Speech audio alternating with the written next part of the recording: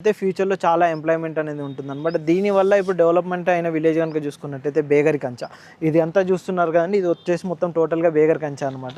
ఈ బేగరి కంచ విలేజ్‌కు ఆనుకునే మనకి ప్రాజెక్ట్ అయితే ఉంటుందన్నమాట. ఇప్పుడు ప్రెజెంట్ ఉన్న ఏదైతే ఫ్యూచర్ సిటీ ఉంది కూడా ఇది Amazon data center one of the పార్ట్‌గా ఫ్యూచర్ సిటీలో మంచి డెవలప్‌మెంట్ అయితే జరుగుతుంది. అండ్ ఇక్కడ వచ్చేసి మనకు స్కిల్ యూనివర్సిటీ.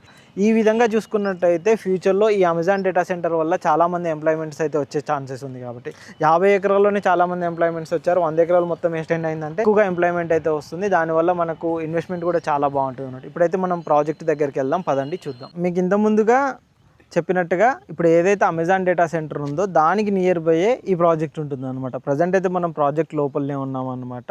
దీనికి వచ్చేసి మనకు ఏదైతే ఫార్మాసిటీ 200 ఫీట్ రోడ్ ఉంటుందో ఆ రోడ్కి కనెక్టివిటీ తోటి ఈ ప్రాజెక్ట్ వచ్చేసి 250 ఎకరాల్లో ఉంటుంది. ఇందులో వచ్చేసి మనకు ఫేజ్ 1 ఫేజ్ 2 అలానైతే ప్రాజెక్ట్ స్టార్ట్ అవుతుంది అనమాట.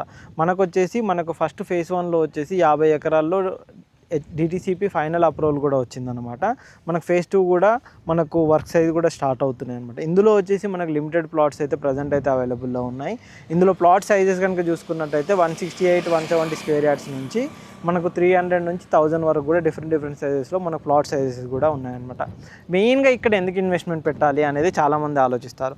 ఇంత దూరం వచ్చేసి ఇన్వెస్ట్మెంట్ అని కాకుండా ఈ ప్రాజెక్ట్ వచ్చేసి మెయిన్గా అమెజాన్ డేటా సెంటర్. ఇప్పుడు మీకు ఇంతకుముందుకు ఏదైతే